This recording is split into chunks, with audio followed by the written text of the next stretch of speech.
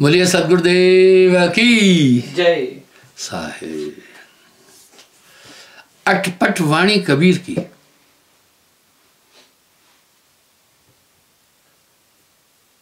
झटपट लखी न जाए, जो को झटपट लखे ताकि डूबता जाए। आपका कभी कभी विरोध होता है। विरोध की जरूर कुछ वजह होती है। जो आपकी खिलाफत करता है उसका कारण होता है।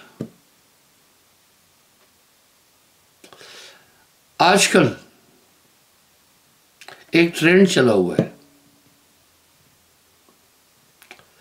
कुप्रचार का।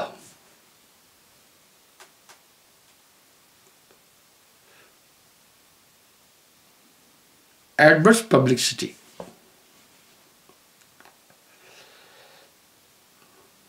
Raw publicity. आखिर एक तबके ने षड्यंत्र से साहब को इतना दूर कर दिया और वो सबके दिमाग में सेट हो गया।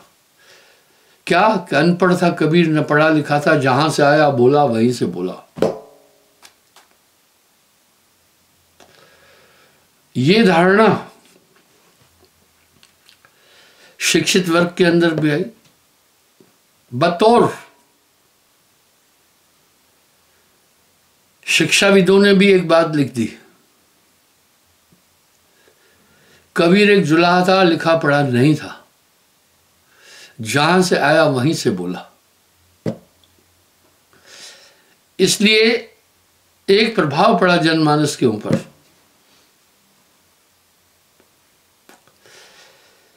क्या प्रभाव पड़ा? कबीर अशिक्षित था, यह प्रभाव पड़ गया। और जो परिचय दिया इतना संक्षिप्त दिया, बतौर एजुकेशन सिलेबस में कबीर साहब को एक अदना सा, एक छोटा सा भक्त दिखा दिया। और ये चीज सबके दिमाग में सेट कर गई।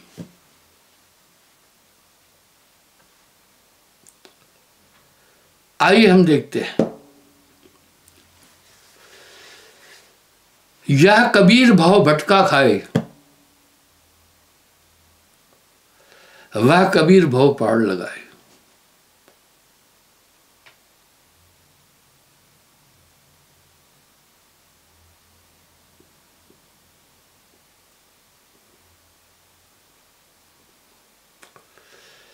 इसलिए साहब बोल रहे हैं, सिर्फ साहब की वाणी पढ़ना नहीं है। साहब की वाणी बोलेगा तो 3 लोक में जूते खाएगा। साहब की वाणी बूझेगा तो अंतर्गत को सूझेगा। क्या वजह हुई मैं आपको बताना चाहता हूं। आप मेरी बात ध्यान से सुनना। कभी कभी मैं कुछ बातें दोहराना पड़ती है। आप तो पुराने हैं, लेकिन जो नए लोग आए हैं उनको भी तो कुछ बताना होता है, नहीं बताना होता है। एक कथावाचक जो भागवत कथा कहता है, पूरी जिंदगी उसी को रिपीट करता है। एक रामचरितमानस पर की कथा कहने वाले पूरी उम्र वही कथा कहते हैं। ऐसा नहीं है। मैं कुछ अलग अलग चीजें भी बोलता हूं। हर आदमी अपनी अपनी बात बोलता है। जितना झूठा आदमी झूठ को सत्य स्थापित करने के लिए जोर लगाता है, उतना सच्चा आदमी सच को स्थापित करने में जोर नहीं लगाता है।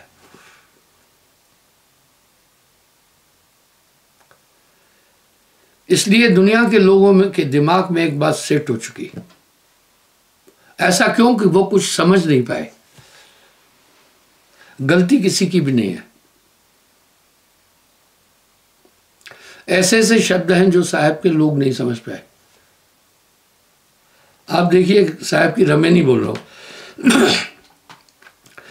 हरि ब्रह्मा भूले त्रिपुरारी, हाँ, हरि विष्णु, ब्रह्मा ब्रह्मा जी, त्रिपुरारी शिव जी, इन भूले संसारी। साहब ने किसी जाति और धर्म को स्थापित नहीं किया। एक बात ये मैं पहले से ही स्थापित कर चुका हूं, बोल चुका हूं कई बार। अगर महात्मा गांधी का डीएनए चेक करोगे, कबीर अंदर से निकलेगा।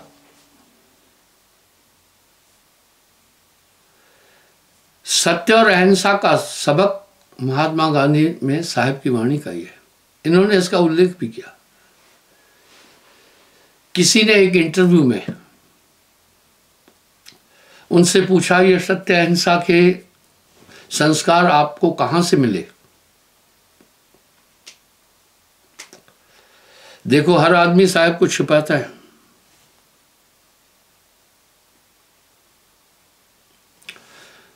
महात्मा गांधी ने उत्तर दिया। उत्तर पूरा सच नहीं था, पर एक अधो सत्य था। बोला, ये संस्कार मुझे मेरी माता से मिला। मैं गांधी जी के विरोधी नहीं हूं, किसी का भी नहीं। कबरा खड़ा बाजार में सबकी मांगे खैर, ना काहू से दोस्ती ना काहू से बैर। एक सम्यक भावना आपके अंदर जब आ जाएगी कि आत्मवतम सर्वभूतेषु, तो आपका बैरी फिर कोई भी नहीं है। अपने परिवार के लोग भी कुछ अटपटे होते हैं, लेकिन हम उन लोगों की गलती की तरफ नहीं दृष्टिपात करते हैं, नजरअंदाज करते हैं, क्योंकि उनमें हम एक अपनापन देखते हैं। अब महात्मा गांधी क्या कह रहे हैं? ये संस्कार मुझे मेरी माता से मिले। मैं महात्मा गांधी को झूठा स्थापित नहीं कर रहा हूं। आप मेरी बात थोड़ा ध्यान से सुनिए। महात्मा गांधी की माता को ये संस्कार कहां से मिले?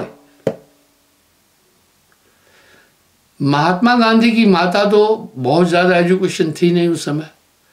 माताओं बहनों को तो पढ़ने ही नहीं देते, स्कूल भेजते थे, उन्हें नहीं पढ़ने देते थे। क्या था? उनकी माता कबीर पंथ से जुड़ी थी। आज भी उनके पास, अब थोड़ा गौर करना,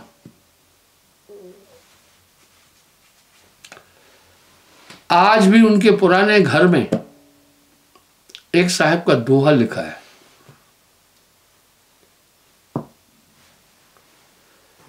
श्वास श्वास प्रभु सिमर ले, वृथा श्वास जिन खोए, ना जाने किस श्वास में आमन होए ना होए।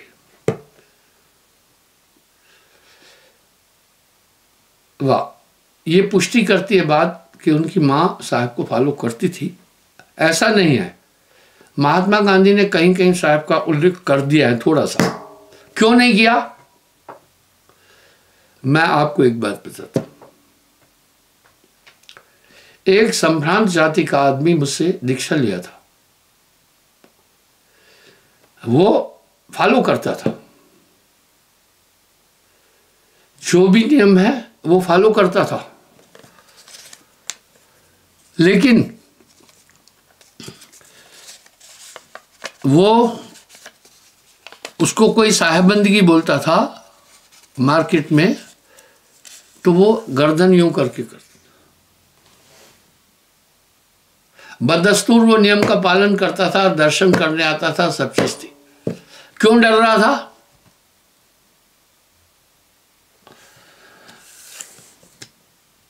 सौ सौ जूते खाए तमाशो धस के देख। अगर आगे देखना है ना बैठ के तमाशा, तो आप बाद में आए, आपको सबको कचरते हुए, सबको लांघते हुए आगे आएंगे तो सब नाराज होंगे। लेकिन जिसे आगे तमाशा देखना है ना, वो नाराजगी की चिंता नहीं करता है। तो कहा ये मुहावरा, सौ सौ जूते खाए तमाशो धस के देख। और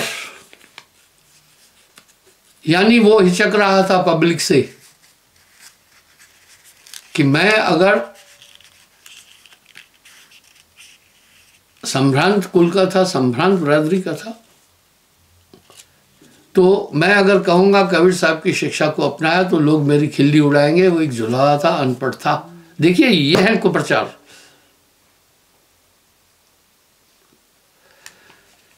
इसी तरह उस जमाने में छुआछूत इतनी जबरदस्त थी कि क्या बताऊं। मैं अपनी बात बताता हूं। हमारे गांव में हरिजनों का टोला था। बच्चों को तो जात पात का पता नहीं है। कभी कभी हम उनके बच्चों के साथ खेलने जाते थे, मां हमें मारती थी। अब बच्चों को तो जात पात से कुछ लेना नहीं है, ये तो हम सिखाते हैं ना बाद में। कहते उनको क्यों, उनके साथ क्यों वो किया। उदाहरण देता हूं, मैंने वो जमाना छुआछूत का देखा, आज उतना नहीं है। मेरी माता स्नान कर चुकी थी। उसके बाद फिर आकर के फिर नहाने लगी। मैं छोटा था। मैंने कहा माँ आप तो अभी नहा चुकी थी, फिर अब नहाने आप क्यों जा रही है। बोला अरे बेटे क्या बताऊं, भंगिन का पल्लू मुझे छू गया था। अब प्रथा ये थी 7 बार नहाना है। 18 अप्रैल को मेरा 75वां जन्मदिन है। छुआछूत का दौर बहुत बेहतरीन और गहरा देखा है मैंने। माँ मारती थी, कहती थी नहीं उनके साथ नहीं खेलना। इसलिए लोग हिचकते थे। मैं एक दूसरा उदाहरण भी देता हूं।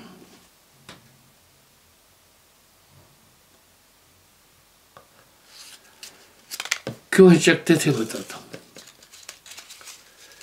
एक माता ने मुझे कहा गुरुजी कृपा करो मेरा बेटा भी नाम ले ले। वो भी उच्च कुल से थे। मैंने कहा कि आपका बेटा मांसाहारी है या शराब पीता है। बोला बिल्कुल नहीं गुरुजी, ऐसा बेटा मिलेगा नहीं दुनिया में, इतनी सेवा करता है, आज्ञाकारी है, आपके आश्रम के दरवाजे तक मुझे छोड़ने आता है मोटरसाइकिल पर, वापस लेने भी आता है, नाम नहीं लेता है। मैंने उसे कई बार बोला आप भी चाहेंगे कि आपके बच्चे नाम लें। आप क्यों चाहेंगे? क्योंकि आपने नाम की ताकत का अनुभव किया है, अपने अंदर के परिवर्तन को देखा है। बोला जब बेटे को कहती हूं नाम लो, बोलता है मम्मी तुम्हारा गुरुजी अच्छा है। अगर वो मास्टर होता तो उसका कोई भी विद्यार्थी फेल नहीं होना था। सच कहते हैं। लेकिन मां एक प्रॉब्लम है, जो अब गांव में जो कुछ लोग साहब से जुड़े हैं, लोग उनको जीने नहीं देते हैं। और ये समस्या आपके साथ भी आएगी। और वो क्या कहते हैं, इन्होंने धर्म बदल दिया है। मैं एक उदाहरण दूंगा। जम्मू कालूचक की बात है। यह है कुप्रचार की बात बता रहा हूं। एक लड़का था, ईसाई बन गया। चलो ठीक है, हिंदू धर्म में तो मांस वर्जित हैं ही, न बकरी न गाय न मछली न कुछ, क्योंकि अहिंसा परमो धर्म है इस धर्म का सिद्धांत। लेकिन भाई मुसलमान मांस खा लेते हैं, लेकिन गऊ नहीं खाते, अपना सुअर नहीं खाते, बाकी सब खा लेते हैं, गाय क्या भैंस क्या खा लेते हैं। सच कहो तो मारन दाई झूठ कहा नहीं जाए। लेकिन जो ईसाई है वो सुअर भी खा लेते हैं, पिग ऑयल तो वहां मशहूर है, गाय भी खाते हैं। मैं अभी ईसाइयों की निंदा नहीं कर रहा हूं। तो वो लड़का ईसाई बन गया, उसने अपने माता पिता भाई बहनों को भी ईसाई बना दिया, गांव में कोई विरोध नहीं किया। एक दिन वो एक नाऊ की दुकान पर दाढ़ी बनवाने के लिए पहुंचा। वो नाऊ मेरा नाम ही था। एक किताब मेरी रखी थी, सत्य भक्ति। उसने वो किताब पढ़ी, उसका जब तक नंबर आए किताब उसको थोड़ी जची। उसने नाऊ को बोला, भाई ये मैं किताब ले जाऊं? और हमारी किताबें सस्ती हैं, 10-20 रुपए की किताबें हैं। मेरे हाथ में एक किताब है,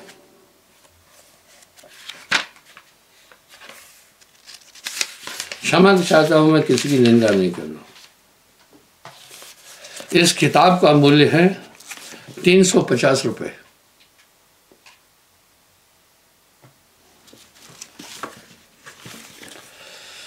और ये प्रकाशित हुए हैं अक्षय प्रकाशन, अंसारी रोड, नई दिल्ली, दूरभाष इतना। कीमत क्या है? 350 रुपए। इतनी मेरी किताब 10 रुपए की है, आप अंदाज लगाओ। मैं अपने लोगों से कहता हूं, साहित्य को आप कमाई का साधन नहीं बनाओ। इस संदर्भ में गीता प्रेस गोरखपुर आगे हैं, बहुत प्रकाशन सस्ता देते हैं। न मैं किसी की निंदा कर रहा हूं, न किसी की का विरोध कर रहा हूं।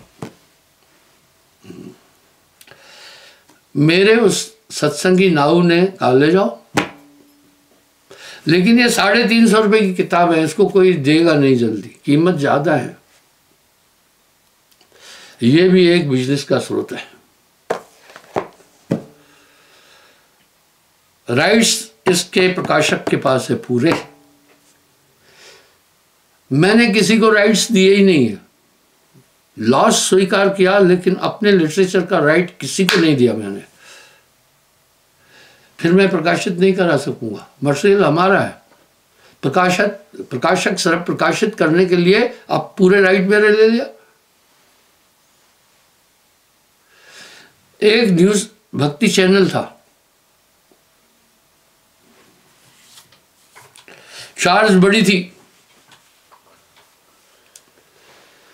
मुझे उसने कहा, बहुत पैसे देता था मैं, और मैं करीब 1992 से न्यूज चैनल भक्ति चैनलों पर हूं। उसने कहा अपने राइट्स हमें दे दो, आप एक पैसा भी नहीं देना। मैं कहा बिल्कुल नहीं। अभी आप देखते हैं मेरे तमाम जितने एपिसोड हैं सत्संग के, सब यूट्यूब में है, तब मैं नहीं डाल सकता था। वो आदमी किताब पढ़ा, उस नाऊ से ले गया था, प्रभावित हुआ। उसने मेरे उस नाऊ को कहा, देहाती भाषा में नाऊ ही बोलते हैं भैया, कहा मैं साहब से मिलना चाहता हूं, सत्संग में जाना चाहता हूं, नाम लेना है। नाऊ ने कहा भाई पहले सत्संग सुनो, कुछ समय ऐसे नाम नहीं मिलेगा। उस लड़के ने सत्संग सुना, नाम लिया। जब वो ईसाई बना तो उसने माँ बहन बेट सभी को, घर के परिवारों को ईसाई बनाया। गांव में एक आदमी ने विरोध नहीं किया। जब वो लड़का मुझसे दीक्षा ले लिया, सबको डाइवर्ट किया उसने हमारे यहां, पूरे गांव में विरोध होने लगा उसका। विडंबना है भाई, हम तो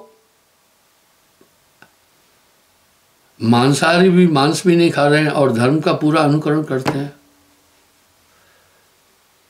इतना विरोध हुआ उस लड़के के, सब नाराज हो गए। आप मेरी बात को समझिएगा, उससे सब नाराज हो गए, गांव वाले बातचीत करना ही बंद कर दिया।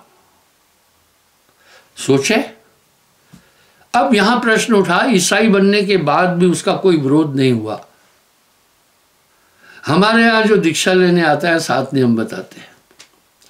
सत्य बोलना, मांस न खाना, शराब न पीना, परस्त्री गमन न करना, चोरी न करना, जुआ न खेलना, हक की कमाई खाना, धोखाधड़ी नहीं करना। क्या गलत सिखाया? इस धर्म के जितने भी सिद्धांत है, सत्य और अहिंसा, उनको हम स्वीकार करते हैं। एक ईश्वर है, इसको भी स्वीकार करते हैं। हम कोई नास्तिक भी नहीं है। अब सवाल ये था, भाइयों बहनों, इस पर थोड़ा विचार करना। ईसाई बनने से उसको कोई भी विरोध नहीं किया। क्यों नहीं किया? जो एक पाखंडी तबका था वही विरोध करता है संतों का। उन्होंने सोचा बाकी ईसाई नहीं बनने वाले, बाकी ईसाई नहीं बनेंगे, धर्मांतरण नहीं करेंगे, इसलिए गांव में उनका कोई विरोध नहीं था। मैं नहीं कह रहा हूं कि विरोध होना चाहिए, कॉन्स्टिट्यूशनल राइट है, आप किसी भी धर्म को अनुकरण कर सकते हैं, इसमें छेड़ाछाड़ी नहीं कर सकते हम, ठीक है। अब हमसे दीक्षा ली, उसका विरोध होने लगा। कौन करने लगा? वो तबका जो समाज को भ्रमित करके अपने हितों को साधता है। अब वही नाऊ मुझे आकर बोला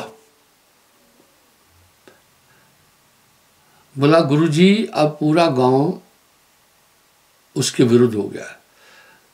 तो वो जो लड़का था वो बागी हो गया, हमारे से बागी नहीं हुआ, गांव से बागी हुआ, क्योंकि वो समझ चुका था। यही प्रॉब्लम आपको भी आएगी। जो मेरी बात से सहमत है हाथ खड़ा करना, यही प्रॉब्लम आपको भी आएगी।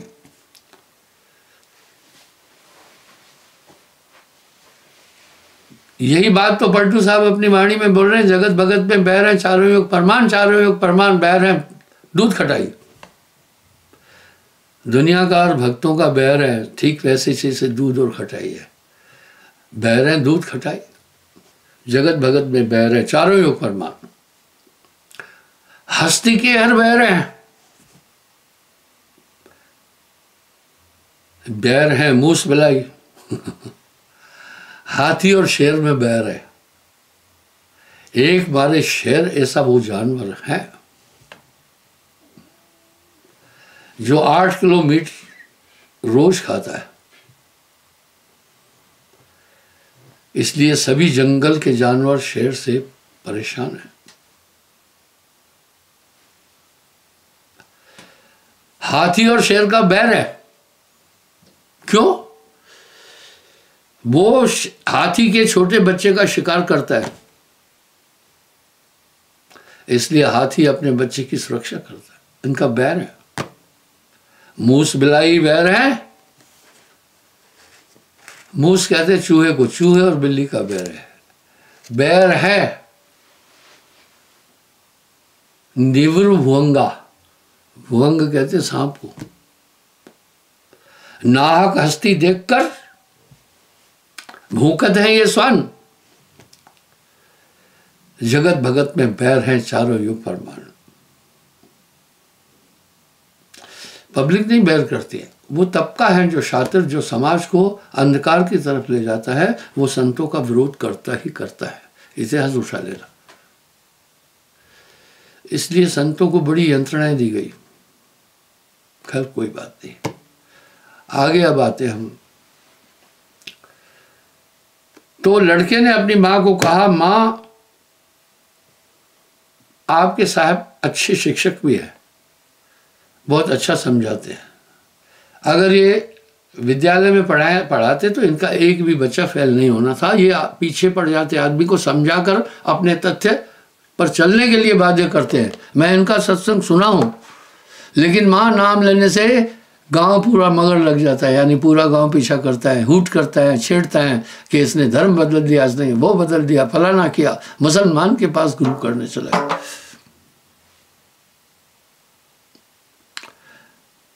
ये विरोधात्मक प्रचार होता है और इससे आप सब इसको सोशल बाइकाट भी कहते हैं। आप सब इससे गुजर रहे होंगे। आइए, खैर चिंता नहीं। यहां साहब ने एक बात कह दी, अरे नाचन निकली बावड़ी तो घूंघट कैसा। अरे जब नाचने का पेशा कर रहे हो तो फिर घूंघट कैसा है? वहां तो थिरकना है, अंग अंग थिरकाना है, घूंघट उतार। उखल में सर दिया तो मूसल का डर कैसा। अरे सर उखल में दिया है तो मूसल पढ़ना ही पढ़ना है, उसके लिए तैयार रहना। 100 जूते खाए, तमाशो धस के देख। बच्चे ने अपनी माँ को टेक्निकल बात बताई, एमएससी टॉपर था साइंस से। बोला माँ साहब से नाम लेने के बाद गांव के लोग जगह जगह हूट करते रहते। क्यों? वो उनको क्या लेना है, भोले हैं। उनको जो सियाने और समाज को भ्रमित करने वाले लोग जैसा मॉडिफाइड करते वो वैसे हो जाते हैं। तो साहब कह रहे हैं नाचन निकली बावड़ी तो घूंघट कैसा, उखल में सर दिया तो मूसल का डर कैसा। खुला खेल, फिर खुला खेल। और साहब की कौन सी अटपटवाणियां थी आगे, मैंने वही विषय उठा, हरि ब्रह्मा भूले त्रिपुरारी। अब सोचिए, पर साहब की वाणी की सार्थकता और सत्यता तक कोई जाने की कोशिश नहीं करता है। इन भूलत भूले संसारी। बोला ये भी भूले, क्या बात है। सनक सनंदन भूले दो, नारद शादर भूले सो। गोरख भूले भूले अनुमाना, मुनि वशिष्ठ तिन्हों नहीं जाना। ये तो भाई बड़े बड़े धुरंधरों को। और साहब ने एक बात बड़ी स्पष्ट कही,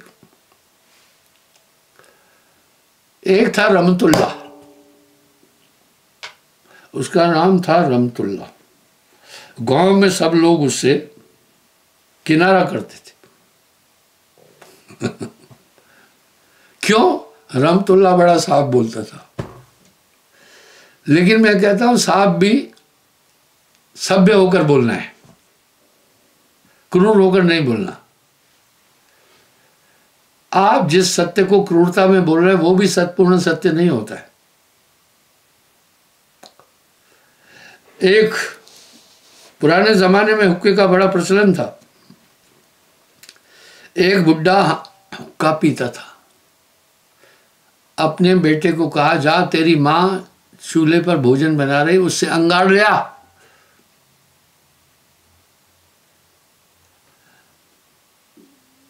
लड़का गया, मां को जाकर कहा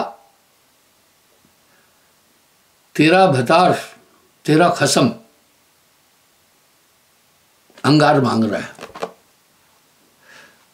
अब मां ने जलती हुई लकड़ी चूल्हे से निकालकर दे मारी उसके सर पे, और रोता हुआ बाप के पास आया, बोला मम्मी ने मारा, जलती हुई लकड़ी। वो आदमी जानता था ऐसे मां मारेगी नहीं।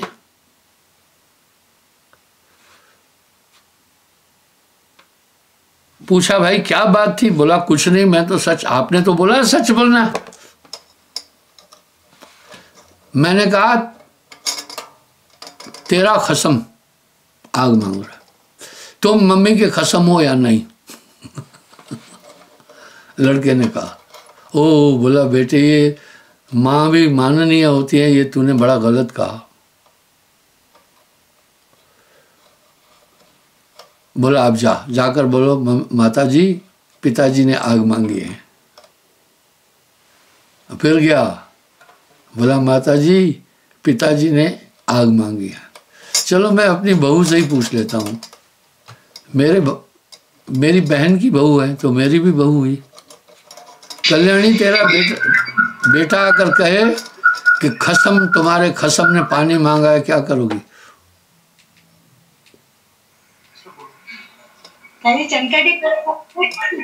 हाँ, तमाचा ही लगाऊंगी उसको। बस सीधी बात है। तो सत्य को मृदु बोलना है। मैं सत्य को कड़वा करके नहीं बोल रहा हूं। हर एक माँ यूं करेगी? माँ भी माना नहीं आया। ऐसे ही एक गुरु था, चेले को बोला बेटे हमेशा सच बोलना। चेले ने कहा ठीक है। गांव का एक पहलवान था, वो ताकत के बल, पुराने जमाने में ऐसा होता था, जो बलशाली होता था दुर्बल की बीबी को उठा के ले जाता था। कानून कायदे उतने थी नहीं, रजवाड़े थे तो ज्यादा नहीं था। तो एक पहलवान था, गांव से एक औरत को भगा के लाया। उसको कहते हैं उड़ाई हुई औरत। अब उड़ाई हुई औरत क्यों कहते हैं? कोई हवा में तो उड़ा के नहीं लाया, यानी जबरन लाई हुई औरत। तो एक दिन उस पहलवान को बेटी हुई, बेटी बड़ी हुई। वो बेटी किसकी थी? वो औरत जो बलपूर्वक उठा के लाया था उसकी थी।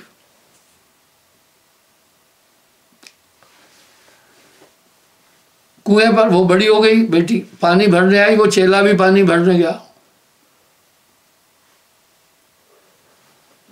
उसने उस लड़की को कहा, ए उड़ाई हुई औरत की बेटी, पहले मैं पानी भरूंगा, मैं पहले आया हूं। बेटी ने जाकर अपने पहलवान बापू को बोला ये गुरु का चेला जो है मेरी बेइज्जती करेगा, और मुझे कहा उड़ाई हुई औरत की बेटी। पहलवान को भी गुस्सा आया। अब देखना, आया एक धोबी पछाड़ दे मारा और चेले की टांग टूट गई।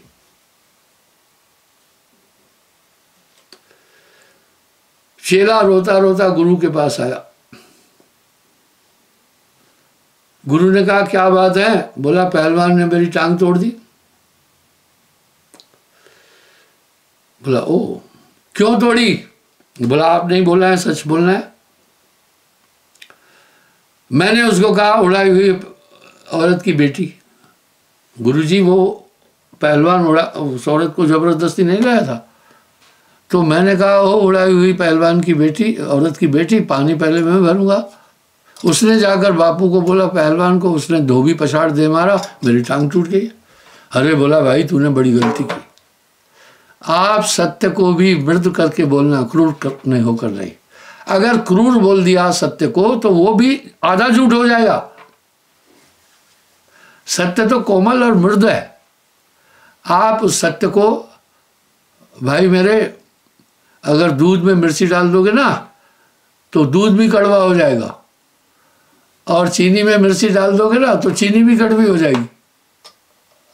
इसलिए सत्य को मृदु और सभ्यता से बोलना है।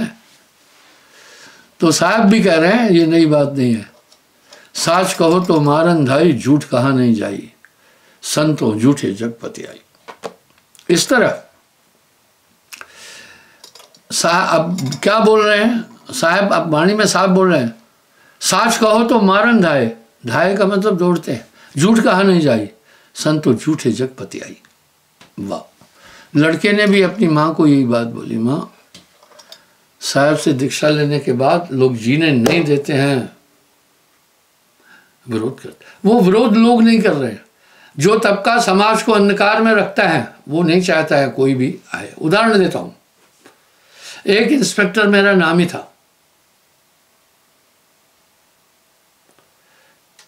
पहले बड़ा भ्रष्ट था।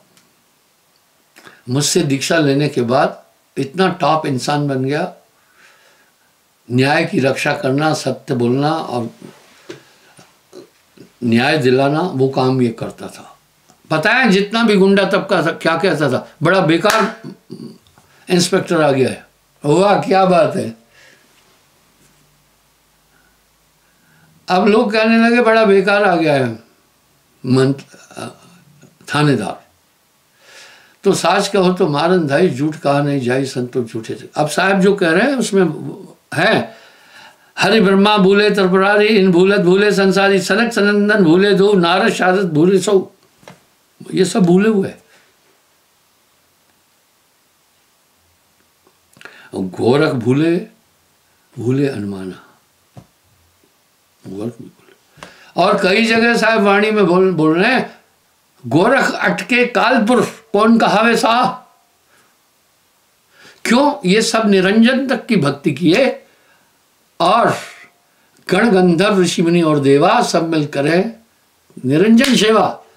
पीर पैगंबर कुतुब औलिया काल निरंजन सबको दलिया। इसलिए क्या हुआ, लोगों के अंदर ये चीजें एकदम सेट हो गई। कबीर एक अनपढ़ था, जुल्हा था, कोई जहां से आया वहीं से बोल दिया। अब इसको भी तो लोग कहेंगे क्या बोल रहा है कबीर, भूले ब्रह्मा त्रिपुरारी सब भूले हुए। और सच है, आगे क्या बोल रहे हैं, मुनि वशिष्ठ इतने हो नहीं जाना। अरे भाई, राम के गुरुजी मुनि वशिष्ठ के लिए कह रहे हैं, वो भी भूले। और मैंने कई बार दिखाया भी है, त्रेता युग में साहब कह रहे हैं मैंने मुनीन्द्र के नाम से आया था और मैंने वशिष्ठ को ज्ञान दिया था।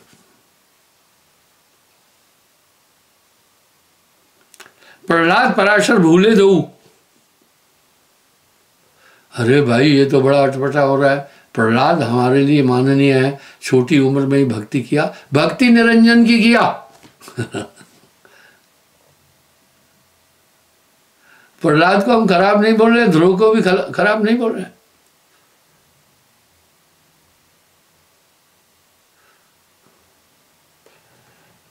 झूठ, वाह वाह। निंदा निंदा सब कहे, निंदा न जाने कोई, जैसे को तैसा कहे वो भी नहीं। अब इस बात को हजारों जगह बोल रहे हैं, एक दो ही होए ताए समझाऊं, सभी भुलाना है पिटवा के धंधा। कहे कबीर मैं किस किस को समझाऊं, सबसे गंदा। आप सच को तो बोलो ना, कोमल करके बोलो ना, कठोर करके नहीं बोलो। मधुर वचन है औषधि, कटु वचन है तीर, श्रणदार हो संचरे साले सकल शरीर। वाणी मीठी बोलिए, दिल का आपा खोए, औरों को शीतल करे, आप भी शीतल हो। आप गुस्से में बोलेंगे पहले अपना नुकसान कर रहे हैं, टेम्पर लूज कर लेंगे अपना आप।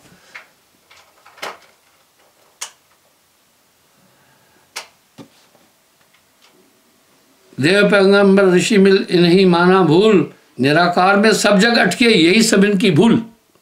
अब देखो आगे क्या करे, निराकार में सब जग अटके यही सब इनकी भूल।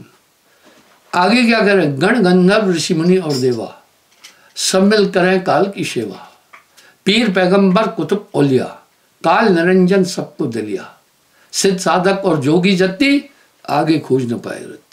ये साहब पहला संदेश लाए हैं दुनिया में। का से कहो मैं सब दुख रोई, जा से कहो सो बैरी होई। बोला वहां का संदेश किसको कहूं, वो बैरी बन जाता है। आप भी तो कहीं आगे का संदेश दे रहे हैं ना, तो लोग बैरी नहीं हो जाते, बोलते इन्होंने सब कुछ छोड़ दिया। गण गंधर्व ऋषि मुनि और देवा सब मिलकर है काल की सेवा। पीर पैगंबर कुतुब औलिया काल निरंजन सब कुतरे। देखिए भैया, हम किसी ऋषि मुनि महात्मा देवताओं की निंदा नहीं, उन्होंने भी तो सच पर चलने की बात कही, इष्ट सिर्फ निरंजन तक गए। न्यूटन ने तो एक ब्रह्मांड की बात की थी, एक सौर मंडल की बात की थी। न्यूटन का विरोध नहीं करा, बहुत अच्छी खोज थी उनकी। लेकिन आकाश गंगा में ऐसी कई सृष्टियां हैं, न्यूटन ने ये बोला ही नहीं था। तो हम न्यूटन को झूठा बोले क्या? नहीं, न्यूटन झूठा नहीं था। इसने इस सौर मंडल का जो भी ज्ञान था सही था। इसलिए वेद शास्त्रों में 3 लोक तक की बात जो है वो सब सही है। तो साहब तो एक जगह कह रहे,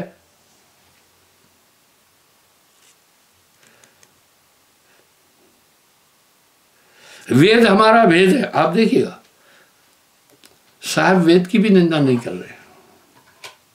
आप विचार करिए,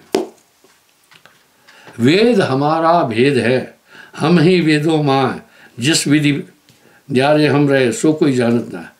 आगे क्या करे, वेद हमारा भेद है,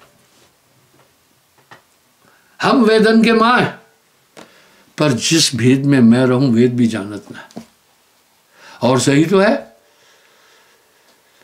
आगे साहब क्या कह रहे, को कहे वेद झूठा, कौन है जो कहता है वेद झूठा, वो गलत है। झूठा सो जो वेद न विचारा। वेद निरंजन न कहकर आगे क्या कह रहा है, ने इति, ने इति, ने इति। यहीं तक मामला खत्म नहीं, आगे भी कुछ है, वो ही साहब ने आकर बोला है। आज के वैज्ञानिकों के पास बड़े बड़े यंत्र हैं। मैं बताऊं, कुछ समय पहले वैज्ञानिकों ने कहा पृथ्वी की बहन मिल गई है। M1 आकाश गंगा के अंदर ऐसे ही एक पृथ्वी और भी है।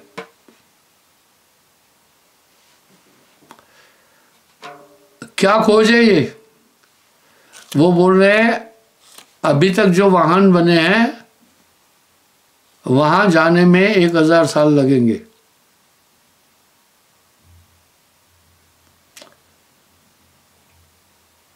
इन वाहनों से अगर वहां जाएंगे तो 1000 साल लग जाएंगे। हवाई जहाज कोई अंतरिक्ष में नहीं जा सका। भाइयों बहनों सब पढ़े लिखे हैं। हवाई जहाज अंतरिक्ष में क्यों नहीं जा सका? वो पृथ्वी की परिधि में ही रहा, क्यों नहीं जा सका? कोई सज्जन उत्तर दे। अरे इसमें अध्यापक, पढ़े लिखे, वैज्ञानिक, शिष्ट लोग भी बैठे हुए हैं। मैंने एक मामूली सवाल पूछा है, हवाई जहाज अंतरिक्ष में क्यों नहीं जा सका?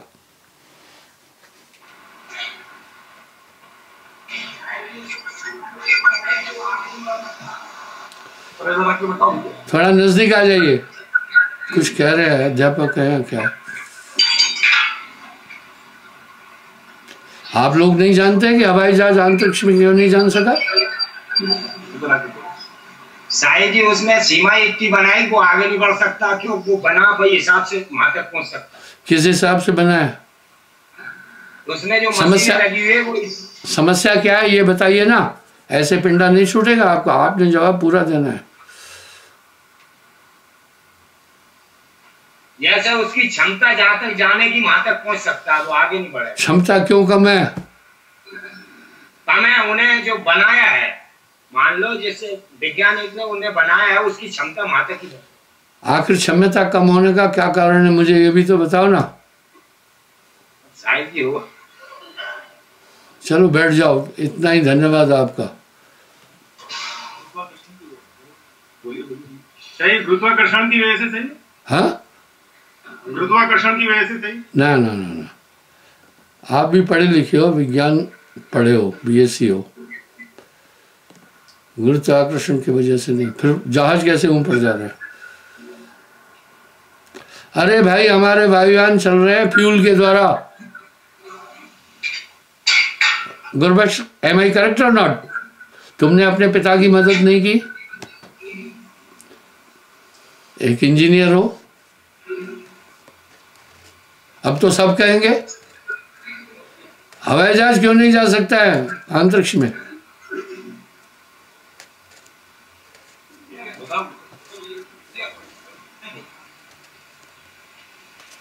शायद ही उसमें फ्यूल नहीं हो पाएगा इतना। वो तो मैंने अभी कह दिया ना। बाकी कैसे जा रहे हैं फिर अंतरिक्ष यान? हाइड्रोजन से। Very good. हाइड्रोजन कहाँ से मिला? अंतरिक्ष में सर। अंतरिक्ष में कहाँ कहाँ हाइड्रोजन है? हाइड्रोजन फैला हुआ पूरा अंतरिक्ष में। Very good. Hydrogen is everywhere. Hydrogen से कैसे जा रहा है? अरे रुको, अभी पूरा जवाब नहीं हुआ। जी। मैं उलझा नहीं रहा हूँ, आपको पॉइंट तक पहुँचा रहा हूँ। हाइड्रोजन से कैसे वो जा रहा है अंतरिक्ष में?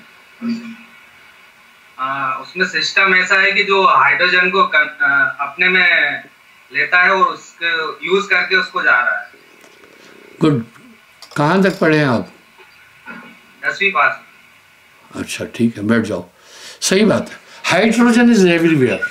उन्होंने हाइड्रोजन को एनर्जी में कन्वर्ट कर दिया।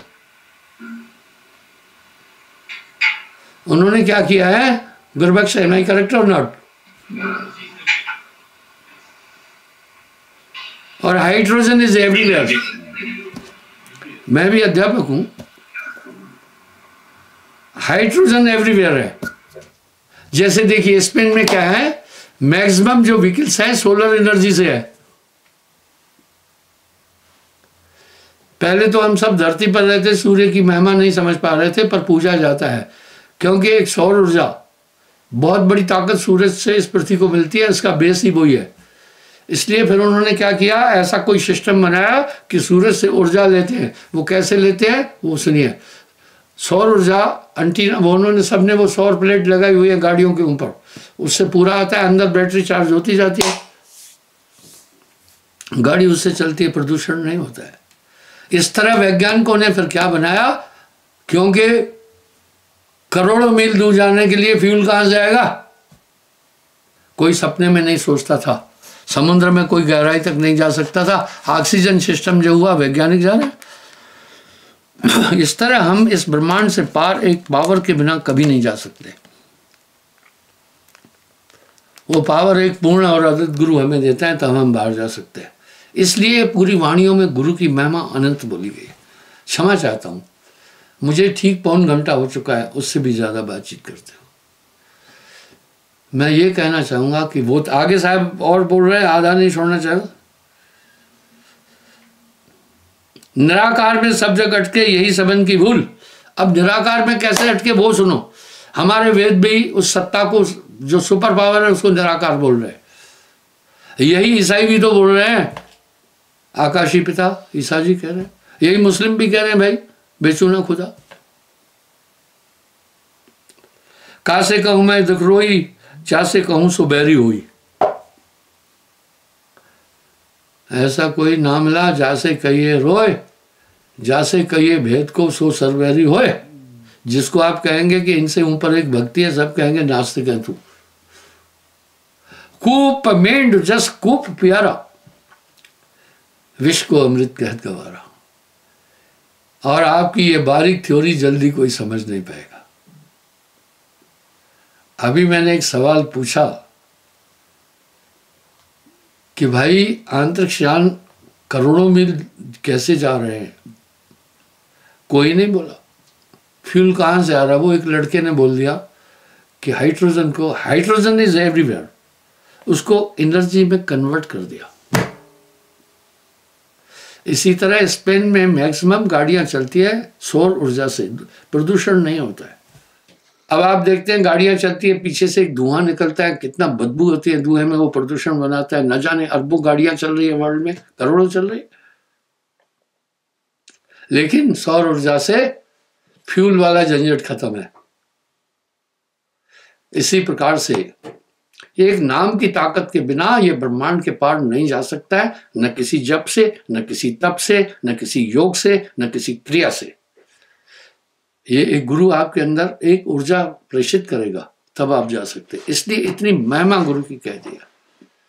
गोस्वामी जी ने तो यहां तक कह दिया, गुरु बिन भव निध तरह न कोई, जो विरंच शंकर समोय। क्षमा चाहता हूं, समय हो रहा है।